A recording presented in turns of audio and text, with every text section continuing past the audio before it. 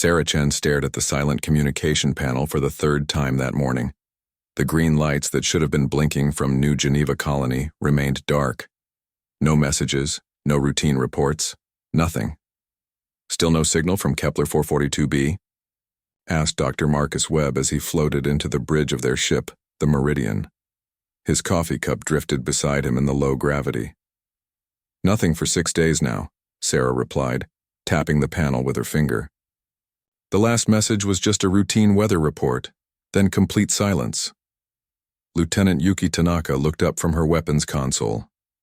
Maybe their equipment broke. These outer colonies always have technical problems. 50,000 people. Don't just stop talking, Sarah said. She had been a ship commander for 12 years. She knew the difference between equipment failure and something else. This felt wrong. Pavel Volkov, their engineer, pushed himself through the doorway. His tools floated around his belt like metal fish. I checked all frequencies, even the emergency. Channels are quiet. It's like the whole planet just stopped. Sarah pulled up the colony files on her screen. New Geneva had been humanity's proudest settlement. Built on a world with breathable air and clean water, it had grown from a few hundred pioneers to a thriving city in just 20 years.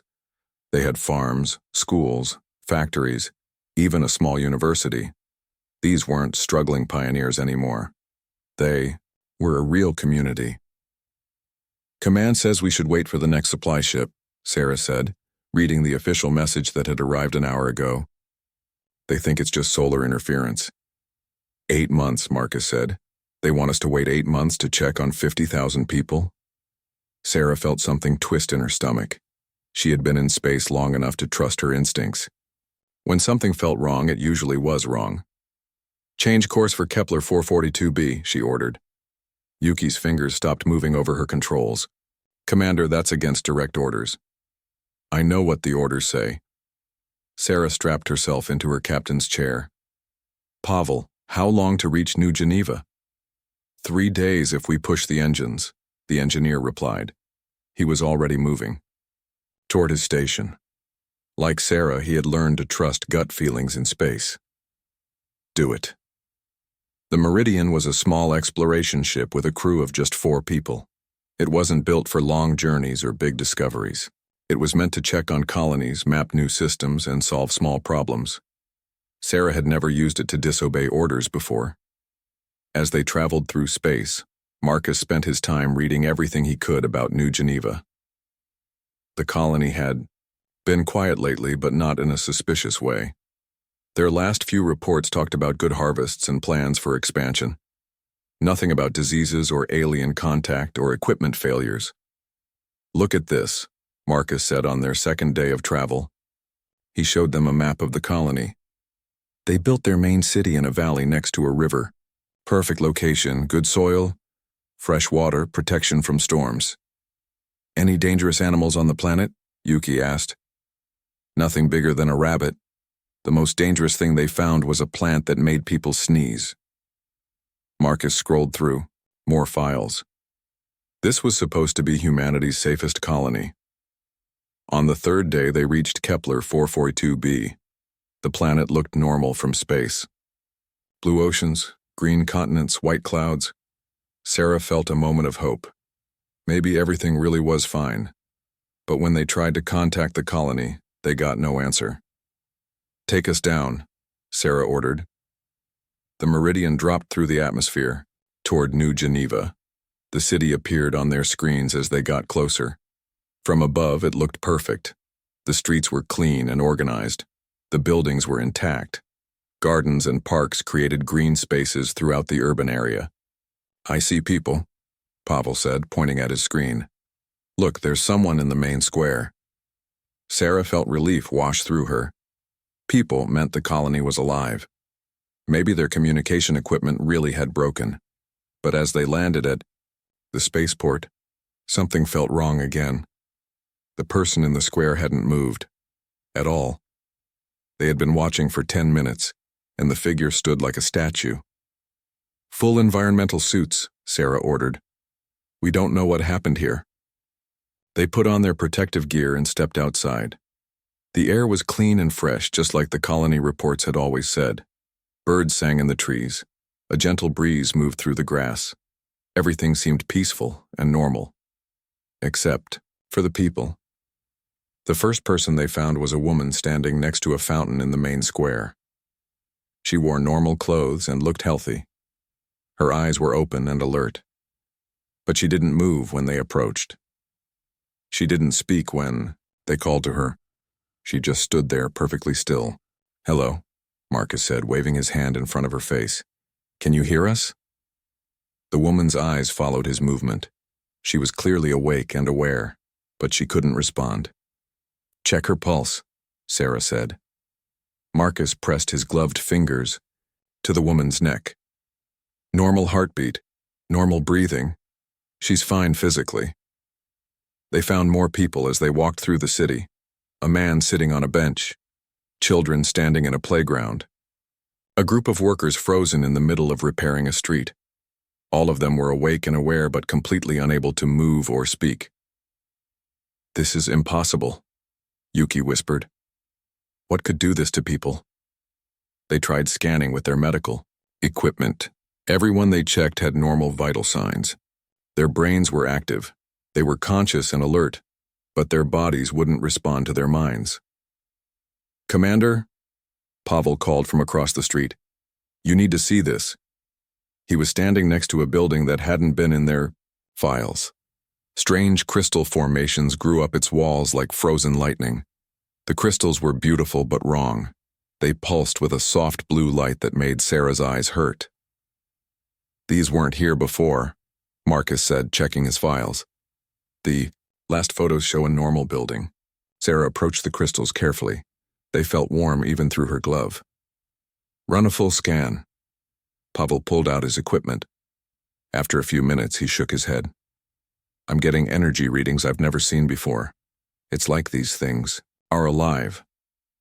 As they explored more of the city, they found the crystals everywhere, growing through walls, spreading across rooftops, reaching up from the ground like frozen trees. Always that same blue glow, always that strange warmth. And wherever the crystals grew thickest, more people stood frozen. They made camp in the empty spaceport that night. Sarah sent an emergency message to Earth explaining what they had found. She knew it would take weeks for any reply to reach them across the vast distance of space. "We need to find the source," she said as they ate dinner from their ship's supplies. "These crystals are connected to what happened to the colonists. They're spreading from somewhere." "Underground, maybe," Pavel suggested. "The energy readings are stronger near the ground." "Tomorrow we follow the crystal trail," Sarah decided. "We're not leaving these people like this." That night, Yuki took the first watch. She sat in the ship's doorway, looking out at the silent city. After an hour, she called softly to Sarah. "Commander, you need to see something." Sarah joined her at the doorway. "What is it?" Yuki pointed toward the main square where they had found the first woman. In the moonlight, Sarah could see the frozen people clearly. But now she noticed something that made her heart race. The woman by the fountain was looking directly at them, and her eyes were moving in a pattern. Slowly, deliberately. Left, right, up, down. "She's trying to communicate," Sarah breathed. They watched for 20 minutes as the woman's eyes moved in careful patterns. Finally, Marcus grabbed his tablet and started tracking the movements. "D," he whispered. "ONT." The message became clear. "Don't leave us." Sarah felt cold fear creep up her spine. The people of New Geneva were trapped inside their own bodies, watching helplessly as something terrible happened to their home. And now they were begging the rescue team not to abandon them. "We're not going anywhere," Sarah said, even though she knew the woman couldn't hear her. "We're going to find out what did this to you." She looked up at the alien crystals glowing softly in the darkness. Whatever had taken New Geneva was still here, still active. And tomorrow, they were going to find it. The crystal trail led them down into the old mining tunnels beneath New Geneva. Sarah had found the entrance in the colony files. The settlers had dug here for metals when they first arrived, then sealed the tunnels when they found better deposits elsewhere. Now the tunnels were open again. The crystals are everywhere down here, Pavel said, shining his flashlight on the walls. The blue glow made their faces look ghostly. It's like they grew out from deep underground. They had been walking for an hour through passages that grew wider as they descended. The air was warm and humid, and their equipment detected no dangerous gases. But something felt wrong with every step they took. Energy readings are getting stronger, Marcus reported, checking his scanner. Whatever is causing this, we're getting close to it. Yuki kept her weapon ready, though she wasn't sure what good it would do against crystals and paralyzed people. How deep do these tunnels go? According to the old maps, about 200 meters, Sarah replied. But I think they go deeper now. The tunnels opened into a vast underground cavern that wasn't on any human map. Their lights couldn't reach the far walls. Strange formations rose from the floor like crystal forests. But these weren't the small growths they had seen in the city above. These were enormous. Crystal spires stretched up toward the cavern ceiling, some as thick as buildings. They pulsed with blue light that grew brighter and dimmer in a rhythm like a heartbeat. The air hummed with energy that made their teeth ache. This is impossible, Marcus whispered. The geological surveys never found anything like this. Because it wasn't here before, Pavel said, studying his readings. These formations are new, maybe a few months old at most. They walked carefully between the crystal formations, following a clear path toward the center of the cavern. Sarah noticed that the crystals weren't random. They formed patterns like circuits or nerves spreading out from a central point. At the heart of the cavern, they found it. The creature was enormous, bigger than their ship, bigger than any building in New Geneva. It looked like it had been grown rather than born. Organic curves mixed with metallic surfaces and crystal formations. Tubes and cables connected different parts of its body to the crystal network around it. It was clearly alive. Sarah could see it breathing slowly, its surface rippling with each breath. Liquid moved through transparent tubes like blood through veins. And from its base, thousands of crystal tendrils spread out through the cavern and up toward the surface. It's beautiful, Marcus said softly. It's horrible, Yuki corrected him. Sarah activated her recording equipment. Whatever this thing was, people needed to know about it. Can you scan it? Pavel aimed his equipment at the creature. After several minutes, he looked up with a pale face. Commander, this thing is connected to every crystal in the colony, and the crystals are connected to the people. What do you mean? I'm detecting neural activity. This creature is somehow linked to the brains of everyone in New Geneva. It's feeding on them. Marcus moved closer with his biological scanner. The paralysis isn't a side effect. It's intentional. The creature is keeping their bodies alive while it drains their consciousness. Sarah felt sick. 50,000 people trapped in their own bodies while an alien monster slowly ate their minds. How long can the colonists survive like this? Based on these readings, months, maybe years. Their bodies are being kept healthy, but their minds... Marcus shook his head. I don't know what this is doing to their sanity. They spent hours studying the creature and its crystal network. Pavel discovered that the crystals weren't just feeding tubes, they were also communication channels. The creature was somehow organizing and processing the consciousness it stole from the humans. It's not just eating random thoughts, he explained. It's taking memories, knowledge, experiences, everything that makes a person who they are. Why? Yuki asked. Marcus had been studying the creature's biology. I think it's preparing to reproduce. All this stored human consciousness. It's going to use it as raw material for its offspring. How many offspring? Sarah asked. Based on the energy it's collected so far, dozens, maybe hundreds. Each one would need to find its own population to feed on. The implications hit Sarah like a physical blow. This creature had probably done this before, on other worlds with other species, and if it successfully reproduced, it would spread across human space like a plague. We need to contact Earth immediately, she said. But as they prepared to leave the cavern, Marcus made another discovery. "Commander, look at this." He had found what looked like a viewing screen grown into the creature's side. Images flickered across its surface. Planets with cities. Species Sarah had never seen before. And in every image, the same result. Empty cities, crystal formations, and the remains of massive creatures like the one in front of them.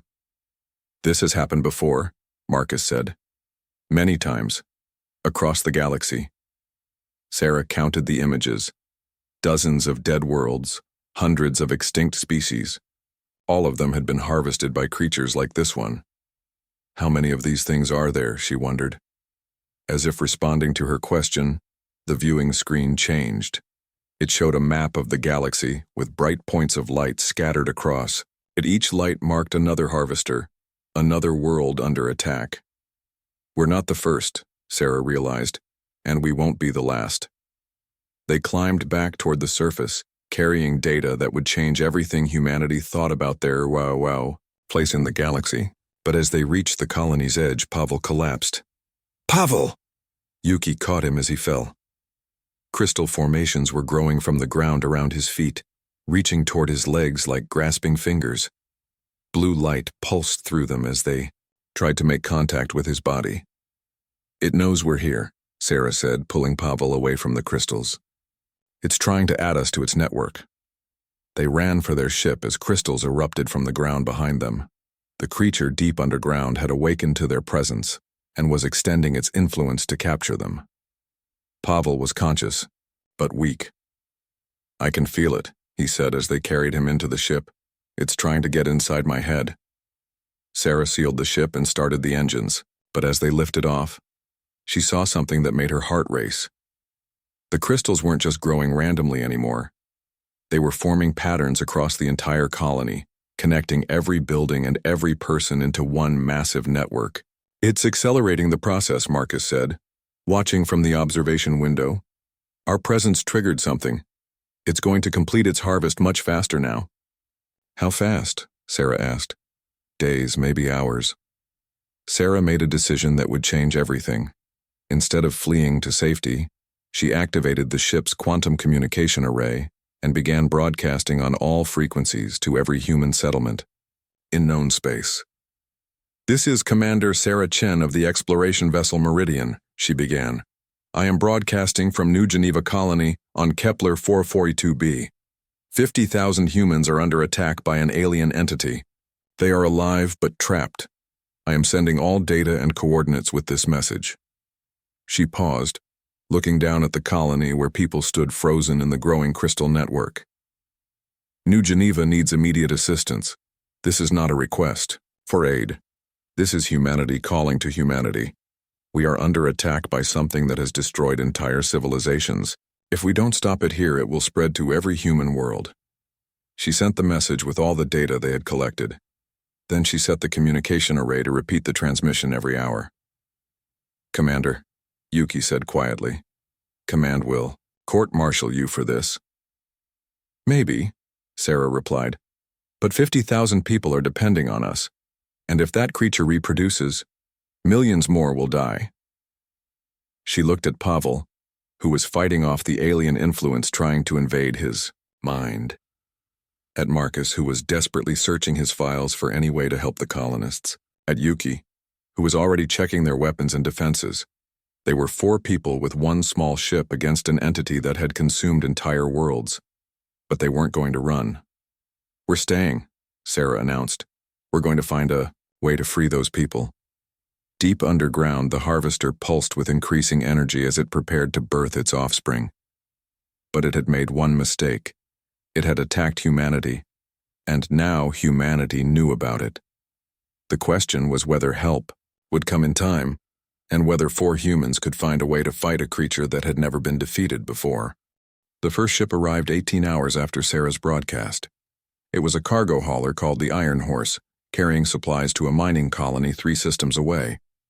Captain Rodriguez had heard Sarah's message and changed course immediately, abandoning his scheduled delivery. "Meridian, this is Iron Horse," came the voice over their radio. "We heard your call for help." Sarah could hardly believe it. She had hoped for a response, but not this fast. Iron Horse, you should know this is an extremely dangerous situation. We're dealing with a hostile alien entity. Understood, Meridian. We're not military, but we brought every weapon we could find. Where do you need us? Within 6 hours, more ships began arriving. A passenger liner diverted from its route between Earth and Alpha Centauri. 2 mining ships abandoned their asteroid operations.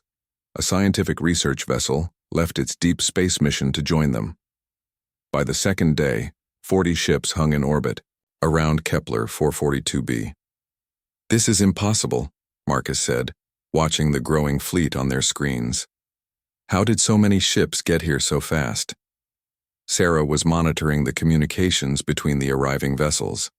She heard cargo captains talking to cruise ship officers, mining crews coordinating with scientific teams, private yacht owners sharing fuel with commercial freighters. They're helping each other travel faster, she realized. Ships with better engines are towing slower vessels. Others are sharing fuel and supplies. They're working together. The communications channel buzzed with activity as more ships announced their arrival. This is the cruise ship Stellar Dream. We have 3,000 passengers who volunteered to help however they can. Mining vessel Deep Digger reporting. We've got heavy drilling equipment and explosives. Research ship Galileo joining the fleet. Our scientists want to study this creature and find a way to stop it. Sarah had expected maybe a few military ships to respond to her call. Instead, she was watching the largest gathering of human vessels in history, and they had all come to help people they had never met. On the third day, Admiral Rebecca Foster arrived with the heavy cruiser Defiance and a small fleet of military escorts. Sarah knew Foster by reputation. She was a legend in the Space Navy, the hero of the Titan campaign. She had retired 5 years ago to write her memoirs. Commander Chen, this is Admiral Foster. I'm taking operational command of this situation. Understood, Admiral. I'm transmitting all our data now. Good work, Commander. Your decision to broadcast that message may have saved humanity. While the fleet organized in space, Sarah's team continued studying the creature underground. Pavel had recovered from his exposure to the crystal network, but he reported strange dreams and occasional flashes of memories that weren't his own. The creature isn't just taking consciousness, he explained. It's mixing it all together. I'm getting fragments of thoughts from the colonists. Dr. Webb had been analyzing the neural patterns they detected from the surface. The colonists are still fighting. Their consciousness is still intact, just suppressed. If we could disrupt the creature's control, they might be able to break free. How? Sarah asked. Pavel had an idea. The crystal network is like a computer system. It processes the stolen consciousness in an organized way. But what if we introduced chaos? What if we fed it something it can't organize? What kind of chaos? Human consciousness isn't like other species we've seen in the creature's records. We're messy, emotional, contradictory. Our thoughts jump around randomly. Most of the time we're thinking about 6 different things at once. Marcus understood. The creature has learned to process organized logical consciousness from other species, but human minds are naturally chaotic. Exactly. If we could wake up groups of colonists suddenly, their chaotic human thoughts might overload parts of the network, create static in the system. Sarah contacted Admiral Foster with their plan. The Admiral gathered representatives from every ship in the fleet for a strategy meeting. The meeting took place on the cruise ship Stellar Dream, which had the largest conference room. Sarah found herself sitting with military officers, cargo captains, cruise directors, mining supervisors, and research scientists. It was the strangest command meeting she had ever attended. The situation is simple, Admiral Foster explained to the group. We have an alien creature that has captured 50,000 humans. It's preparing to reproduce and spread to other worlds. We need to stop it. Captain Williams from the mining ship Deep Digger raised his hand. What about conventional weapons? We've got enough firepower here to level mountains. The creature is deep underground and protected by solid rock, Foster replied. Our scans show it's nearly indestructible, but Commander Chen's team has a different plan. Sarah stood up and explained Pavel's idea about overloading the neural network with chaotic human consciousness. The problem is timing, she continued. We need to wake up large groups of colonists simultaneously to create maximum chaos in the system. But the creature will try to stop us as soon as it realizes what we're doing. Dr. Martinez from the research ship Galileo had been studying the data. The neural network has nodes throughout the colony.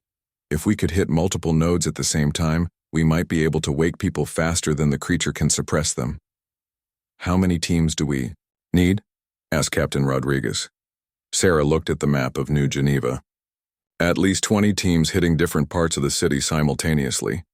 Each team would need to overload a network node while protecting people who start to wake up. I volunteer, said Captain Williams immediately. So do I, added Dr. Martinez. My passenger volunteers have been asking how they can help, said the cruise director. They're civilians, but they're determined to do something. Within hours, they had organized 25 teams of volunteers. Some were led by military officers, others by cargo captains or research scientists. Each team included people with medical training to help the freed colonists and security personnel to protect them from the creature's response. But as they prepared for the mission, Pavel made a disturbing discovery. The creature is accelerating its reproduction cycle, he reported. It's detected the fleet in orbit. It knows we're planning something. How long do we have? Sarah asked. Maybe 12 hours before it starts birthing offspring. Once that process begins, the colonists will be drained completely to provide energy for the new creatures. Admiral Foster made the decision. We go tonight. All teams, prepare for immediate deployment. As darkness fell over New Geneva, 25 ships descended from orbit. Each carried a team of volunteers armed with equipment designed to disrupt the crystal network. They landed at different points around the colony surrounding the city. Sarah led her original team plus 6 volunteers toward the central network node. As they moved through the streets, they could see the changes the creature had made. The crystals now covered most buildings. The paralyzed colonists stood connected to glowing tendrils that pulsed with stolen thoughts and memories. Remember, Sarah said over the radio to all teams, when people start waking up, their minds will be confused and chaotic. That's exactly what we want. Don't try to calm them down. Let them be human. Let them be messy and emotional and contradictory. At exactly midnight, all 25 teams struck simultaneously. Pavel's equipment sent powerful electrical pulses through the crystal network. The alien formations sparked and flickered as their organized patterns were disrupted. Throughout the city, colonists began to stir. The first person to fully wake up was a child, a little girl who had been standing motionless in a playground for weeks. She looked around in confusion, then started crying. Her tears were the most beautiful sound Sarah had ever heard. More people began waking up as the network nodes overloaded. They stumbled and fell, shouted in confusion, called out for their families. Their chaotic human emotions flooded through the crystal network like static through a radio. Deep underground, the creature writhed in confusion as its organized system was overwhelmed by pure human consciousness. For the first time in millions of years, it couldn't process what it was absorbing. But it wasn't going to give up without a fight. The crystal formations throughout the city began glowing brighter as the creature tried to reassert control. New tendrils erupted from the ground, reaching for the freed humans. All teams, defensive positions, Admiral Foster ordered from orbit. Protect the civilians at all costs. The battle for New Geneva had begun. The ground cracked open as massive crystal formations erupted throughout New Geneva. The creature deep underground was fighting back, trying to recapture the humans who had broken free from its mental prison. Team 7 is under attack, Captain, Williams shouted over the radio. These crystal things are everywhere. Sarah could see the battle from her position near the central plaza. Crystal tendrils as thick as trees burst from the streets, reaching for the freed colonists. But the human volunteers fought back with everything they had. Mining crews used their heavy drilling equipment to shatter the crystal formations. Scientists threw homemade explosives that disrupted the alien neural networks. Even cruise ship passengers armed with maintenance tools helped break the crystalline tendrils trying to recapture people. The children wake up faster, reported Dr. Martinez from Team 12. Their minds seem more resistant to the creature's control. Get them to safety first, Admiral Foster ordered from orbit. Protect the kids, and they'll help wake up the adults. Sarah watched a group of newly awakened children stumble through the chaos. They were crying and confused, but they were alive and free. Several volunteers rushed to help them, carrying the smaller ones and guiding the older ones away from the growing crystals. Pavel was monitoring the creature's neural network from his equipment. Commander, the chaos is working. Every person we wake up creates more static in the system. The creature can't process human consciousness efficiently. How many people are free so far? About 3,000, but we need to move faster. The creature is adapting to our tactics. As if to prove his point, the crystal formation suddenly changed their behavior. Instead of growing randomly, they began forming organized patterns. Walls of crystal blocked the streets, trapping rescue teams. Tendril networks created cages around groups of still paralyzed colonists. It's learning, Marcus realized. The creature is using the human knowledge it absorbed to fight us more effectively. The battle intensified as the creature brought more of its power to bear. Crystal spears shot from the ground like missiles. Energy pulses from the underground network disabled several pieces of equipment. Some volunteers collapsed as the creature tried to paralyze them like it had the original colonists. But humanity fought back with typical stubborn determination. Captain Rodriguez used his cargo ship to ram through a crystal wall that was trapping Team 15. The ship's hull cracked, but the wall shattered, freeing dozens of colonists. The passengers from the Stellar Dream organized themselves into rescue groups carrying paralyzed people away from the crystal formations. When crystals tried to grab them, they formed human chains, holding on to each other so tightly that the alien tendrils couldn't separate them. Mining crews from 3 different ships combined their explosives to create a massive blast that destroyed a central network node. The explosion freed over 1,000 people at once, their sudden awakening creating a wave of chaos that rippled through the entire alien system. This is incredible, Admiral Foster reported from orbit. I'm seeing acts of heroism down there. That should be impossible. Untrained civilians are taking on an alien horror and winning. But the creature had one more advantage. As the battle raged on the surface, deep underground it was still preparing to reproduce. And now it was using the crisis above to accelerate the process. Commander, Pavel called out urgently. The creature is draining power from its surface network to feed its reproductive cycle. It's going to birth its offspring early. How early? Maybe 2 hours. And when those offspring emerge, they'll have all the human knowledge the creature absorbed. They'll know our tactics, our weaknesses, everything. Sarah realized they were in a race against time. They had to free the remaining colonists and find a way to stop the creature before it could reproduce. But with crystal formations growing thicker and the alien defenses getting stronger, they were running out of options. That's when the unexpected help arrived. Commander Chen, this is Dr. Elena Vasquez, came a weak voice over their radio. I'm a neuroscientist from the colony. I've been fighting the creature's mental control for weeks. Doctor, how are you? Communicating? Are you free? Partially. I learned to hide parts of my consciousness where the creature couldn't reach them. Other colonists did the same thing. We've been waiting for a chance to help. Sarah felt a surge of hope. How many of you? Maybe 500 people throughout the city. We're still paralyzed physically, but we retained some mental freedom. We've been studying the creature from the inside. What did you learn? It has a weakness. The creature needs absolute control of consciousness to function properly. That's why your chaos tactic is working. But there's something else. It's afraid. Afraid of what? Of death. Of ending. Every species it consumed was afraid to die, but they accepted it eventually. Humans are different. We don't accept death. We fight it even when fighting is hopeless. Dr. Vasquez's weak voice continued over the radio. The creature understands logic, hunger, even pain. But it can't understand why humans sacrifice themselves for others. It sees individual death as the end of consciousness, but humans see it as protecting the consciousness of others. Sarah began to understand. You're saying it doesn't comprehend self-sacrifice? Exactly. And that's how we can beat it. But someone has to get close to the creature itself. Close enough to show it what human sacrifice really means. That's suicide, Yuki said. Maybe.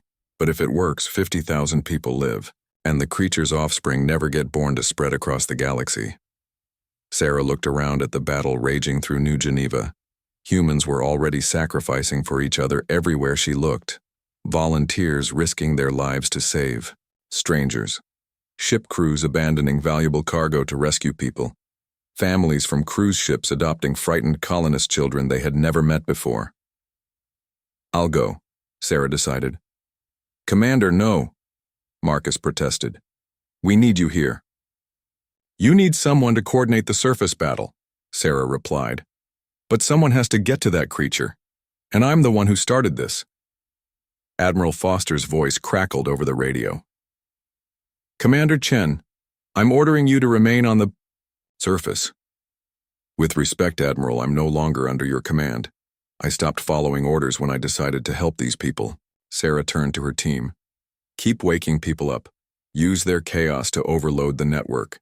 But be ready for something big to happen underground. She grabbed Pavel's crystal disruption equipment and headed for the tunnel entrance. Behind her, the battle for New Geneva continued as humans fought with everything they had to save people they had never met. But Sarah was heading down into the darkness, toward a creature that had destroyed civilizations, carrying nothing but human stubbornness and a plan that might kill her. The tunnels were different now. The creature's preparation for reproduction had changed everything underground. The crystal formations pulsed with energy as stolen consciousness flowed toward the reproductive chambers. Sarah could feel the pressure of all those captured minds pressing against her awareness. She reached the main cavern and saw that the creature had grown enormous. Its reproductive cycle was nearly complete. Dozens of egg-like formations surrounded its base, each one containing a developing offspring that would carry the creature's hunger to new worlds. But Sarah also saw something else. Throughout the cavern, faint human voices whispered in the crystal network. The colonists who had maintained partial mental freedom were still fighting, still resisting even from inside the creature's web. Dr. Vasquez, Sarah called softly. I'm here. Tell me what to do. Connect yourself to the network, came the reply.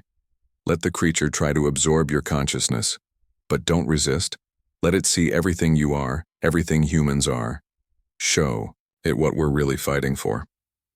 Sarah approached the creature's main body and placed her hands on its warm, pulsing surface. Immediately, she felt tendrils of alien consciousness reaching into her mind, trying to catalog and organize her thoughts. But instead of fighting, she opened her mind completely. She let the creature see every memory, every emotion, every chaotic human thought she had ever experienced. Her love for her crew, her determination to help strangers, her willingness to die so others could live. The creature recoiled in confusion as Sarah's consciousness flooded its organized system with pure human emotion. For the first time in millions of years, it experienced something it couldn't process or understand. It experienced hope. Sarah felt the creature's ancient mind pressing against hers, trying to understand what it was experiencing. For millions of years, it had absorbed consciousness from dying civilizations. Fear, despair, resignation, and finally, acceptance of death. But human consciousness was different. Through Sarah's mind, the creature saw something impossible. She was facing certain death, but she wasn't afraid for herself. She was afraid for the people she might not be able to save. Her consciousness was focused entirely on others, even as her own life ended. The creature had consumed billions of minds across the galaxy, but it had never encountered anything like this. Above ground, the battle was reaching its climax. More colonists were waking up as the crystal network became increasingly unstable. Pavel reported that nearly 20,000 people were now free, their chaotic human thoughts creating massive disruptions in the alien system. The creature is losing control, he announced over the radio. Whatever Commander Chen is doing down there, it's working. Admiral Foster coordinated the rescue efforts from orbit while human volunteers continued their impossible mission. The TOW, cruise ship Stellar Dream, had converted its dining halls into medical centers for confused colonists. Mining ships used their equipment to clear crystal blockages from roads. Even children from the colony who had been freed early were helping, guiding other colonists away from dangerous areas. But deep underground, Sarah was fighting a different kind of battle. The creature was showing her its memories now, trying to make her understand its nature. She saw world after world consumed by creatures like this one, civilizations that had fought bravely but ultimately lost, species that had tried every possible defense but had always been defeated in the end.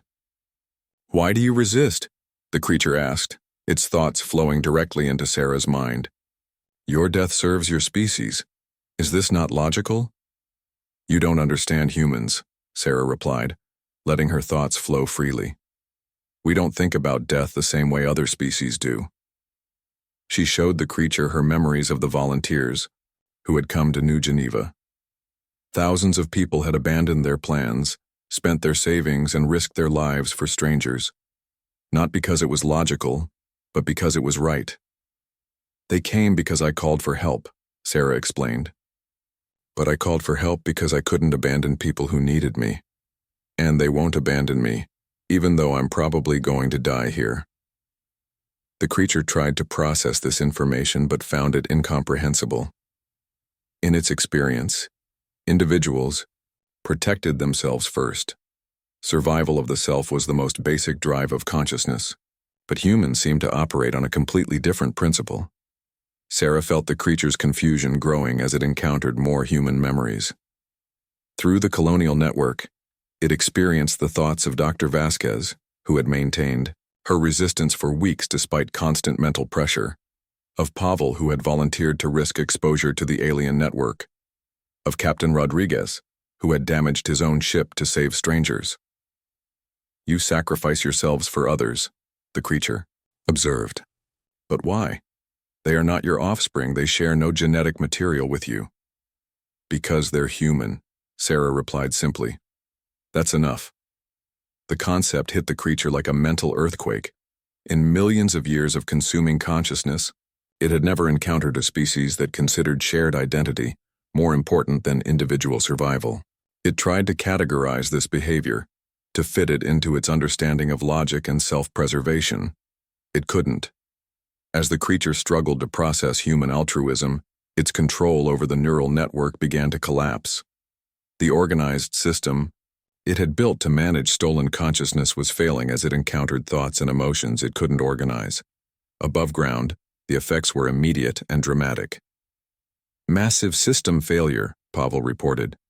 "The creature is losing control of everything. Colonists are waking up everywhere." Thousands of people stumbled to consciousness as the crystal network shut down in sections. The alien tendrils that had held them, paralyzed, withered, and retreated. Crystal formations throughout the city began to crack and crumble. But the creature had one final desperate option. Deep in the cavern, Sarah felt its attention turn toward its developing offspring. If it couldn't process human consciousness, it would destroy the source of the problem. All of it. "I will consume every human in this system," it told her. "Your sacrifice will be meaningless." "No," Sarah replied. "You still don't understand." She opened her mind completely, letting the creature see not just her own memories but her understanding of what was happening throughout human space. The message she had broadcast hadn't just brought ships to New Geneva. It had awakened something in humanity. Across the galaxy, humans were preparing for war against the Harvesters. Scientists were studying the data from New Geneva. Military fleets were mobilizing. Colonies were preparing defenses. Most importantly, humans were learning to work together on a scale never seen before. "You made a mistake," Sarah told the creature. "You attacked humanity thinking we were like every other species you've consumed. But we're not. When you hurt one of us, you made enemies of all of us." The creature recoiled as it saw the full implications of its actions. Through Sarah's mind, it experienced human determination, human solidarity, human refusal to abandon each other. It saw fleets gathering, weapons being developed, and billions of humans united in a way they had never been before. For the first time in millions of years, the creature experienced fear. But Sarah wasn't finished. The creature had shown her its memories of all the worlds it had consumed. Now she was going to show it what those worlds could have become. Through the human concept of hope, she showed the creature visions of civilizations that might have been. The art, the music, the literature, the scientific discoveries, the love and joy and wonder that had been lost when entire species were consumed. The creature had seen only the ending of consciousness, but Sarah showed it the infinite potential that had been destroyed. "This is what you really took from the galaxy," she said. "Not just individual lives, but entire futures. Billions of possibilities that will never exist because you were hungry." The creature's ancient mind cracked under the weight of this revelation. It had never considered the long-term consequences of its feeding. It had seen only individual consciousness as food, not the collective potential of entire civilizations. And then Sarah showed it the final devastating truth about humanity. "We know what you are now," she said. "We know where your kind exists throughout the galaxy, and we're going to stop all of you, not because we hate you, but because we can't let you destroy any more possibilities." The creature realized that by attacking humanity, it had doomed its entire species. Humans would hunt down every harvester in the galaxy, not for revenge, but to protect other civilizations from the same fate that had nearly befallen New Geneva. The shock of this understanding shattered the creature's mental control completely. Its neural network collapsed, its reproductive cycle failed, and its offspring died before they could be born. The ancient horror that had consumed worlds across the galaxy died not from weapons or poison, but from understanding what it had truly lost. Sarah felt the creature's consciousness fade away as its massive body went still. Around her, the crystal formations began to dissolve, releasing the last traces of stolen thoughts and memories back to their owners. She collapsed, drained by the mental connection but alive. Above ground, the final colonists were waking up as the crystal network completely shut down. 50,000 people stumbled back to consciousness, confused and traumatized but free. The volunteers from dozens of ships worked tirelessly to help them. Medical teams treated the physical effects of long paralysis. Counselors helped with the psychological trauma. Families from the rescue ships opened their homes to colonists who needed time to recover. Admiral Foster found Sarah in the cavern 3 hours later, unconscious but breathing beside the creature's dead body. They carried her to the surface where Dr. Vasquez, now fully recovered, examined her. "She'll be fine," the neuroscientist announced. "Exhausted but fine.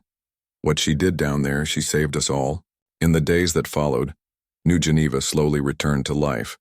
The colonists needed time to heal, both physically and mentally.